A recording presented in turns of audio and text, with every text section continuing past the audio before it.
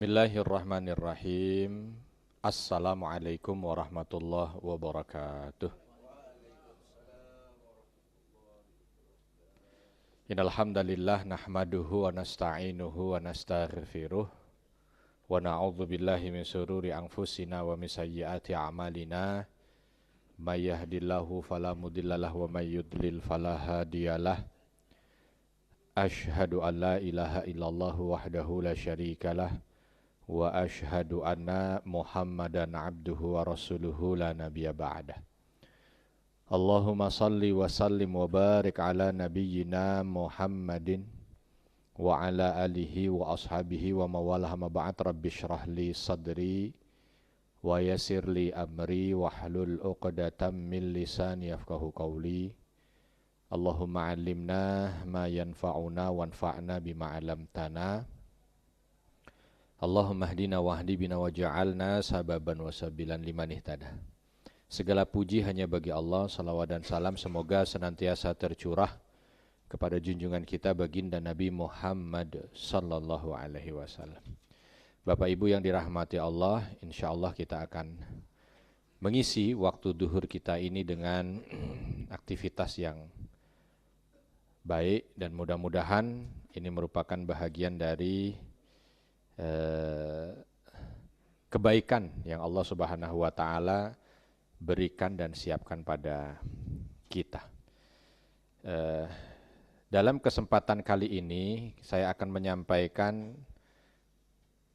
satu materi yang pernah disampaikan oleh Nabi sallallahu alaihi wasallam ketika beliau mengakhiri Sya'ban. Ya. Jadi ketika beliau mengakhiri Sya'ban, seperti kita ini sekarang tanggal 22 Sya'ban ya, pernah memberikan satu khutbah. Dan khutbah ini berkaitan dengan apa yang akan dijalani oleh kaum muslimin beberapa hari berikutnya, yaitu Ramadan, sama dengan kita ini. Karena memang Nabi SAW bersama dengan para sahabat itu persiapan ketika ingin mendekati Ramadan itu betul-betul maksimal. Ya, suasana Madinah itu sangat terasa. Seperti ingin menghadapi satu momen besar, event besar. Bahkan itu terasanya 6 bulan sebelum Ramadan. Jadi kalau kita itu ingin menggambarkan bagaimana suasana Madinah di masa Nabi SAW para sahabat, lalu dilanjutkan dengan tabi'in dan para tabi'ut tabi'in, dan itu semua terekam dalam setiap catatan yang memberitakan tentang bagaimana Ramadan di kalangan para orang-orang soleh sebelum kita. Suasana 6 bulan menjelang Ramadan itu luar biasa. Apalagi nanti kalau sudah detik-detik. Ya, seperti kita ini tinggal menghitung hari, tidak terbayang ketika ini kita hidup di masa Nabi Muhammad SAW, di masa para sahabat, di masa para tabi'in yang ada di Madinah. Betul-betul terasa. Ya. Jadi kalau kita ini ada yang menyambut Ramadan itu biasa-biasa saja, tidak ada sesuatu yang istimewa, maka sebenarnya ini jauh dari tradisi kenabian. Jauh dari tradisi para sahabat. Ya. Maka ada beberapa ulama yang mengingatkan kepada kita, memang harus dibuat berbeda antara Ramadan dan tidak Ramadan, dan harus dibuat berbeda ya, suasana mempersiapkan Ramadan dan yang bukan Ramadan. Dulu saya masih ingat ketika masih menuntut ilmu di negeri Syam, itu para ulama-ulama di sana itu sebulan menjelang Ramadan itu mereka sudah menampakkan persiapan. Baik kajian-kajiannya, bahkan sampai hal-hal yang sifatnya itu physically, rumahnya. Ya, ketika kita datang ke sana kok kayak meriah sekali, ada apa? Malah kita dimarahin. Kamu tanya ada apa? Sebulan lagi Ramadan. Jadi mereka mencoba untuk menghadirkan suasana itu. Dan memang itulah yang ada pada masa Nabi SAW. Sehingga kita yang sudah hidup di akhir zaman yang mungkin terlalu sibuk dengan hal yang sifatnya duniawi perlu untuk menghadirkan kembali minimal di keluarga kita. Ya kadang-kadang sudah 10 hari menjelang Ramadan itu tidak pernah ada pembicaraan antara ayah dan anaknya, ya suami pada istrinya. Berbicara tentang Ramadan tuh nggak ada. Ya. Kayaknya biasa-biasa aja dan tidak perlu berlebihan. Atau bahkan mungkin ada yang mengatakan ngapain kita berlebihan mau Ramadan, ya udah Ramadan aja. Ya datang ya kita sahur. Itu kalau beberapa catatan Ibnu Hibban dan beberapa ulama yang lain mengatakan itu termasuk di antara qasiyatul qalb. Ya, termasuk di antara hati yang mengeras itu adalah ketika datang Ramadan enggak nampak tuh. Suasana kegembiraan, suasana keceriaan itu enggak nampak. Apalagi kalau ada di sana ketika mendengar Ramadan yang ada tekanan. Bentar lagi Ramadan ya. Nah, yang diingat itu yang buruk-buruk tuh, laparnya, ngantuknya. Ini karena belum Ramadan nih. Duhur begini masih pada tegap. Nanti kalau Ramadan lain tuh biasanya. Ya pada bergelimpangan. Jadi yang diingat tuh yang jelek-jelek tuh. Ya, belum lagi nanti macam-macam lah. Padahal itu juga yang buat kita ya. Contoh banyaknya pengeluaran. Makanya nih bentar lagi ada berita itu. Harga bahan pokok naik.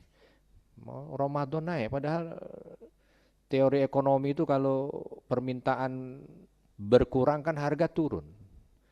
Permintaan naik baru harga naik. Padahal kalau Ramadan itu harusnya makan yang tadinya 3 kali itu menjadi berapa? 2 kali, kan harusnya berkurang. Tapi kenapa naik? Oh ternyata di sana ada yang tidak memahami Ramadan. Jadi ketika buka itu dianggap ajang balas dendam. Semua dia beli, pengen dia makan. Ya, akhir-akhirnya terbuang gitu kan. Nah, itu tidak menghasilkan Ramadan yang mendidik orang menjadi insan bertakwa kalau begitu. Baik, kembali ke apa yang pernah disampaikan oleh Nabi SAW. Ini hadis dari seorang sahabat Salman Al-Farisi radhiyallahu an. Dan ini diriwayatkan dari Ibnu Khuzaimah. Ya. Ada beberapa kita mungkin tidak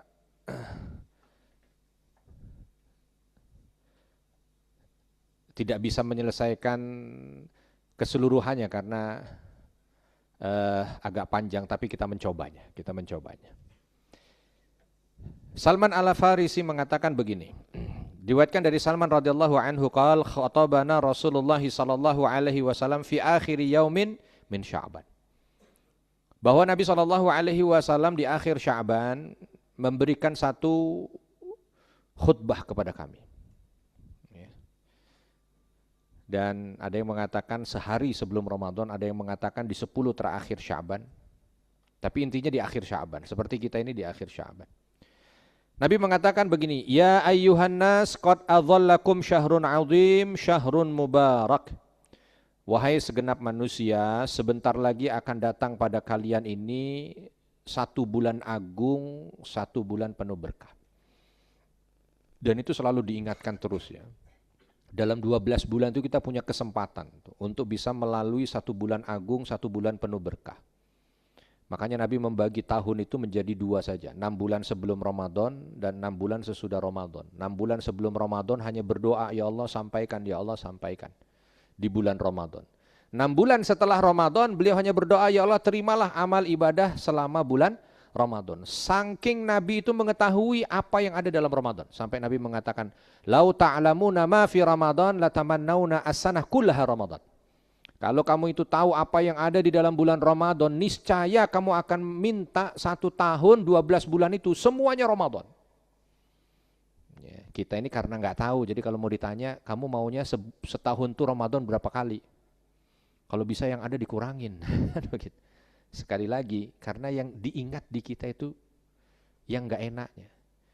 Malah ada itu orang-orang itu ketika Ramadan sudah ngelingkarin tanggalan, terus ditulis 20 hari lagi Lebaran. Jadi bahagianya itu ketika cepat-cepat pengen berpisah dengan Ramadan. Padahal Nabi mengatakan, lau ta'lamuna ma fi Ramadan la tamannawna as-sanah kullaha Ramadan. Kalau kamu tahu apa yang ada di bulan Ramadan itu, kamu niscaya pengen setiap tahun itu 12 bulan itu semua Ramadan. Makanya Nabi mengingatkan di awal, syahrun azim, syahrun mubarak. Bulan yang agung, bulan yang mulia, bulan yang penuh dengan berkah. Dengan bulan ini manusia bisa jadi mulia. Dan dengan bulan ini manusia itu bisa mendapatkan banyak keberkahan. Ya, secara fisik sih kita itu bisa merasakan ya. Di bulan Ramadan tuh namanya orang dagang tuh semua laku. Sampai bingung saya itu, kalau umpama pakaian sih masih oke ya. Makanan tuh udah pasti. Ini ada ya. Namanya Ramadan tuh segala kloset tuh laris ya. Klosetnya tempat buang air. Toko kloset aja laris. Pikiran kita apa hubungannya antara Ramadan atau Lebaran dengan kloset? Tapi laris juga. Luar biasa. Berkah itu namanya berkah. Kasur, segala kasur laris. Ya. Belum yang lain mau. Ya.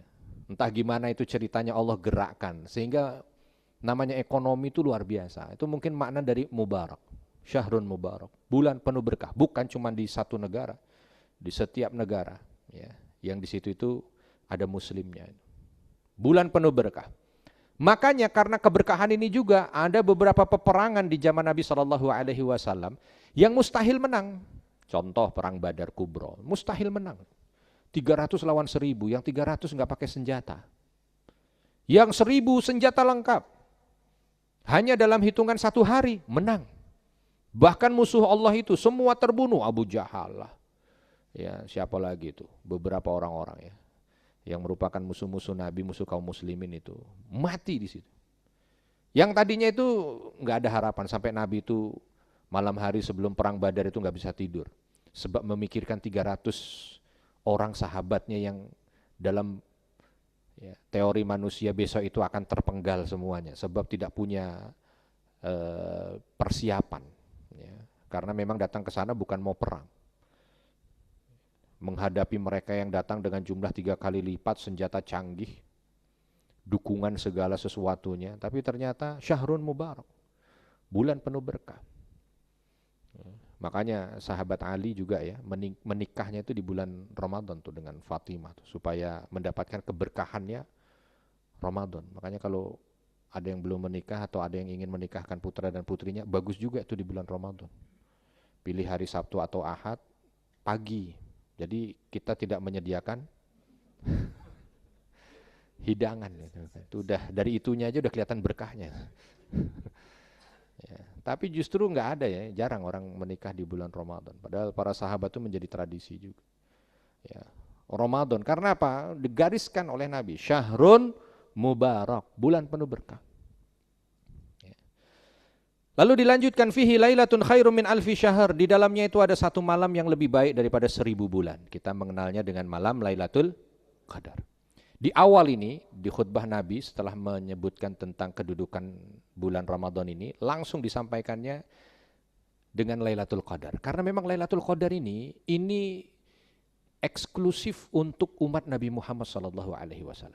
Ya. Gak ada umat sebelum Nabi Muhammad SAW yang dapat Lailatul Qadar. Gak ada, Pak. Lailatul Qadar ini eksklusif untuk umat Nabi Muhammad SAW. Dan Lailatul Qadar ini anugerah, Pak.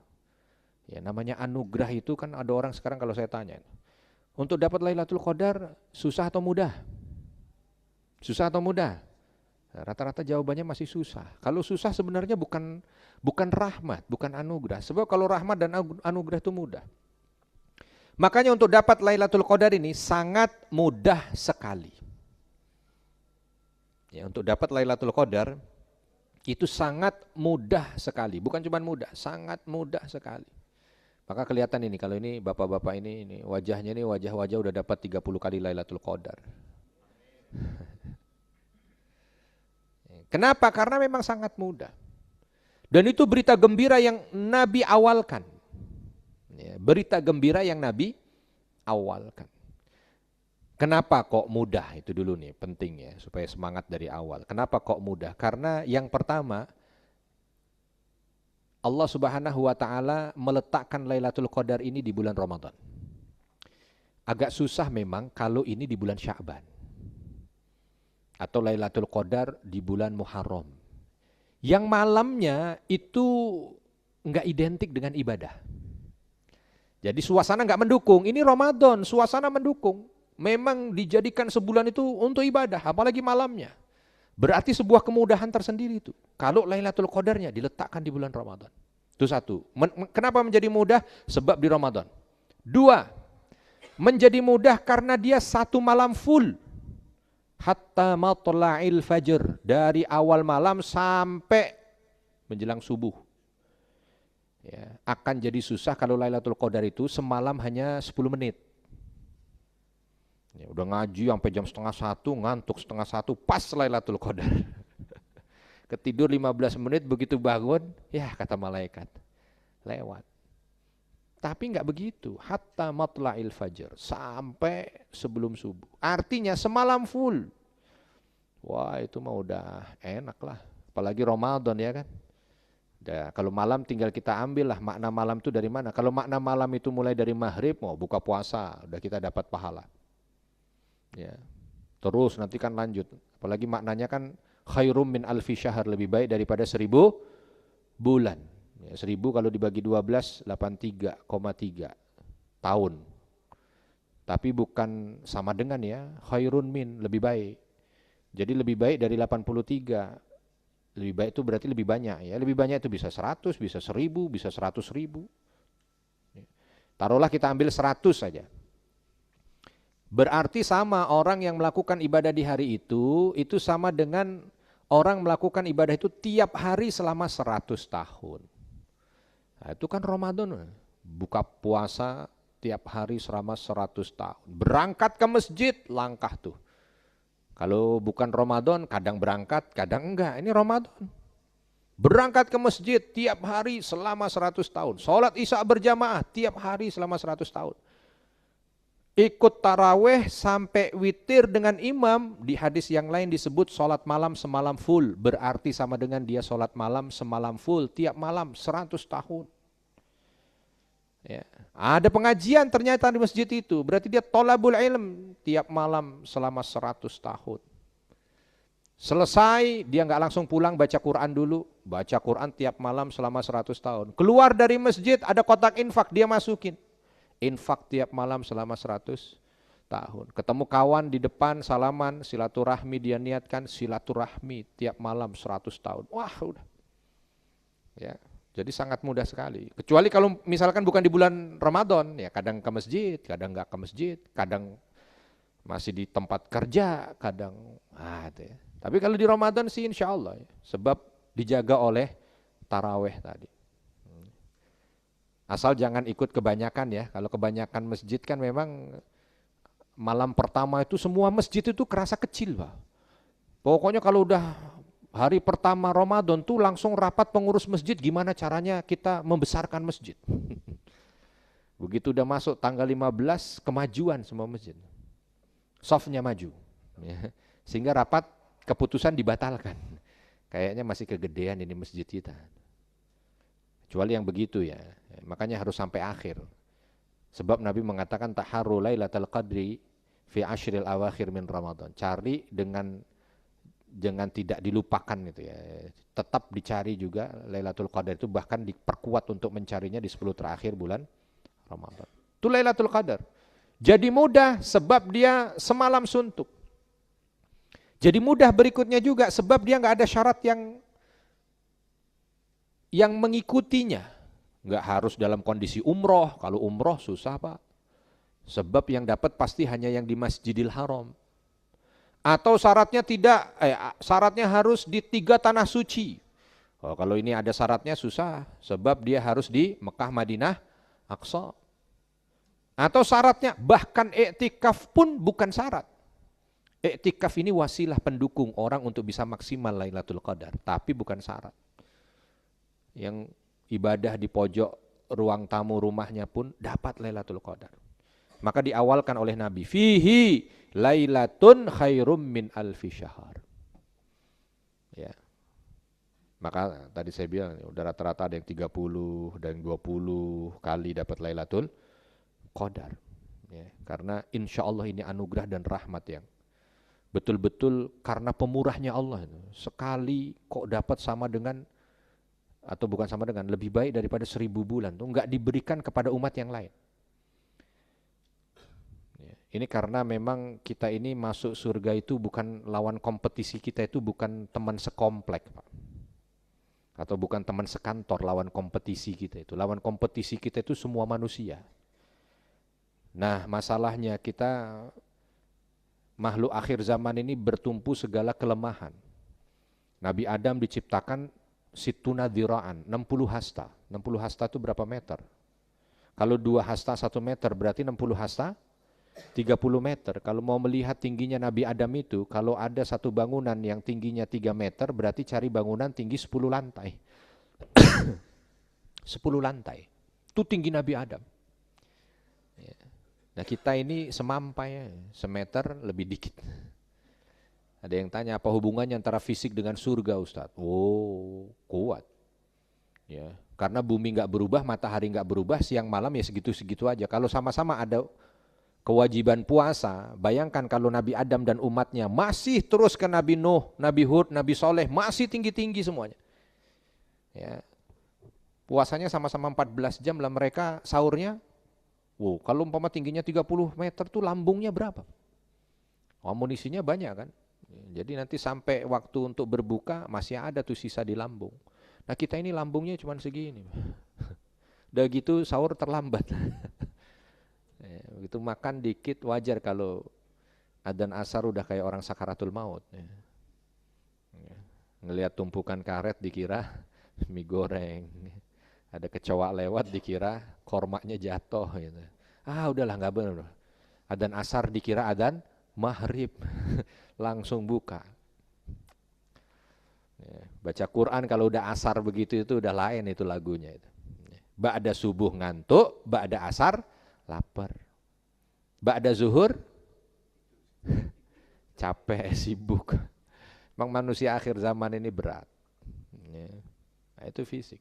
Belum lagi umur orang-orang zaman dahulu itu Nabi Adam 1000 tahun, Nabi Nuh 900 tahun. Lah kita ini 60-70 tahun. Ya, kalau mereka yang usianya 900 tahun, maksiatlah, taruhlah dia maksiat sampai tengah hidupnya, maksiat 450 tahun, tapi masih punya amal soleh berapa? 450 tahun. Nah kita 60 tahun, maksiatnya 30 tahun, tinggal sisa 30 tahun, beradu dengan yang 450 tahun, kalah langsung. Nah dengan adanya Lailatul Qadar, itu yang membuat kita langsung melejit. Kalau kita dapat 30 Lailatul Qadar tadi itu, berarti udah kayak 3000 tahun kita hidup. Bukan cuma hidup dengan usia hidup, tapi penuh dengan amal soleh. Coba bayangkan. Ya, apa enggak ngiri itu nanti umat-umat terdahulu? Ngiri Pak. Di antara Nabi Musa pun begitu tuh. Ngelihat Nabi Muhammad itu nangis kan ketika Isra dan Mi'raj itu, ketika jumpa dengan Nabi Muhammad. Nabi Musa itu nangis. Nangis bukan apa-apa. Nangis dalam tanda kutip ya, tanda kutip positif ya. Iri positif. Alangkah banyak Allah berikan kebaikan pada umat Nabi Muhammad ini. Alangkah banyak Allah berikan privilege kepada umat Nabi Muhammad ini, umat akhir zaman ini. Nah, yang repotnya ini kita yang sudah diberikan privilege, yang diberikan kelebihan, enggak paham dengan kelebihan itu. Ya, dan tidak mau memanfaatkan itu dengan sebaik mungkin.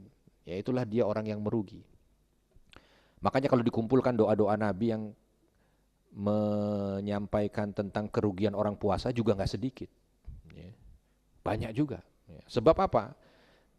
Bukan ramalan, tapi memang satu penegasan dari Nabi harus waspada. Kenapa? Karena kalau tidak, ini Ramadan lewat dan kita tidak dapat apa-apa. Sampai Nabi memberikan kam min shaimin laisa lahu min siyamihi ilal ju'wala. Terus tidak, berapa banyak orang yang puasa tidak dapat apa-apa dari puasanya kecuali hanya lapar dan haus. Kan rugi itu, cuma dapat lapar dan haus. Maka yang harus betul-betul dicanangkan seperti khutbah Nabi. Apa dia? Azim, syahrun bulan mulia. Berarti saya harus mulia di hadapan Allah melalui bulan ini. Syahrun mubarak, bulan penuh berkah. Berarti saya harus mendapatkan limpahan keberkahan di bulan ini. Fihi lailatun khairum min alfi syahr. Ada Lailatul Qadar, berarti bulan ini di Ramadan ini saya harus dapat Lailatul Qadar. Ya, karena Nabi SAW menyampaikan itu kan. Ja'alallahu siyamahu faridatan wa qiyama lailihi tatawwu'an. Ingat kata Nabi, di bulan itu Allah Subhanahu wa taala menjadikan puasa sebagai kewajiban dan salat di malamnya sebagai tatawwu, ya, penyempurna. Ya, memang Ramadan ini ibadah yang paling identik puasa, Pak. Kalau ada orang masuk Ramadan, taraweh nggak pernah bolong, baca Quran khatam 15 kali, sedekah 2 miliar, tapi nggak puasa, ya nggak ada arti. Ya, makanya yang mencolok dan menjadi identik dari Ramadan puasa. Ya saya yakin semua puasa, pasti puasalah. Yang di masjid ini puasa. Tapi yang menjadi PR kita, bagaimana tahun ini puasa kita itu jauh lebih berkualitas. Karena penyakit kita yang lahir sudah Islam ini kadang-kadang ibadah itu turun-temurun gitu ya. Ngikut aja gimana sana, oh begini ya udah. Tidak belajar dengan detil. Maka alangkah baiknya kalau kita menjadikan momen menjelang Ramadan ini betul-betul kita manfaatkan dengan sebaik mungkin ya. Untuk bisa mempelajari lebih dalam tentang Ramadan. Sehingga Ramadan ini bisa maksimal ya. Ramadan ini bisa betul-betul berkualitas gitu. Ada yang kadang-kadang ditanya itu masih nggak tahu loh. Ya. Puasa itu walaupun ini hanya sekedar tahsiniyat ya, saya tidak bicara rukun dan wajibnya, tidak bicara syaratnya, hanya bicara tahsiniyat lah, sunnah-sunnah itu banyak yang nggak tahu juga. Kalau buka puasa, ya itu yang menjadi patokan adzan masjid terdekat atau adzan masjid tercepat, itu masih bingung loh. Sebab begitu udah dengar adzan, tapi masjid di kompleknya belum adzan, nggak buka dia.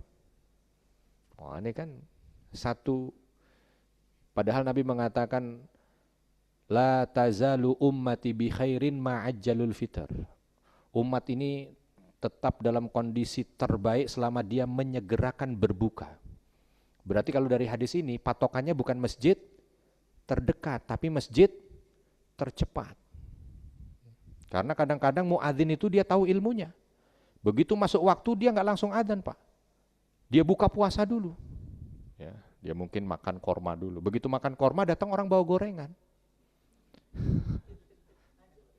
Dia mau adzan, pikiran dia selesai adzan, gorengan habis.